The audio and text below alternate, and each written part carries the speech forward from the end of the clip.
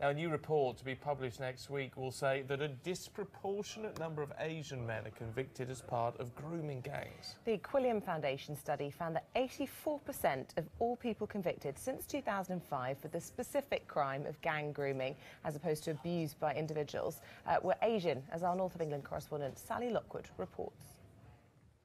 It's a problem that's plagued several UK cities. Gangs of predominantly British Pakistani men targeting vulnerable white young women and girls. On a daily basis I was being beaten, raped, and emotionally I just completely shut down. Sammy Woodhouse was one of 1,400 children sexually exploited in Rotherham alone.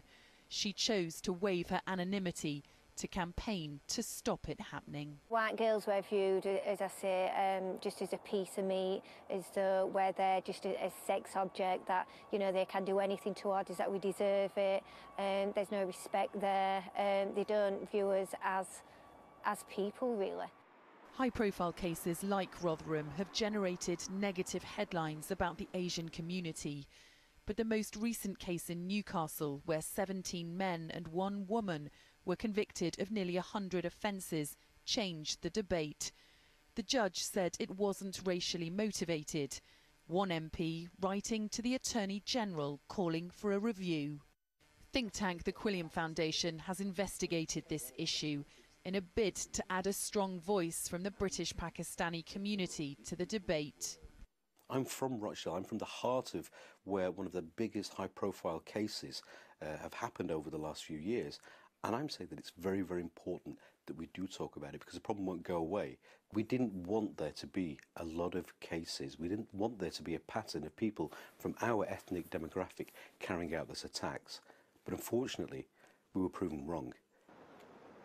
Their findings found 264 people have been convicted of gang grooming since 2005.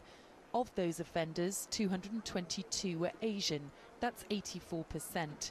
But the last record of lone offenders who target children as a result of sexual interest was in 2012, and it showed 100% of them were white.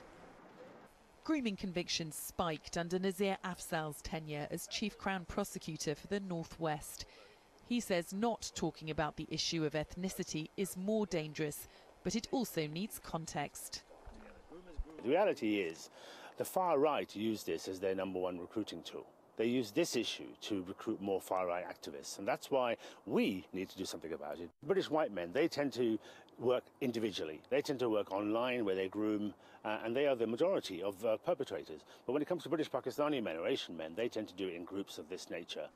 While this report raises complex cultural issues, it says by not talking about it, we're failing the victims. Sally Lockwood, Sky News.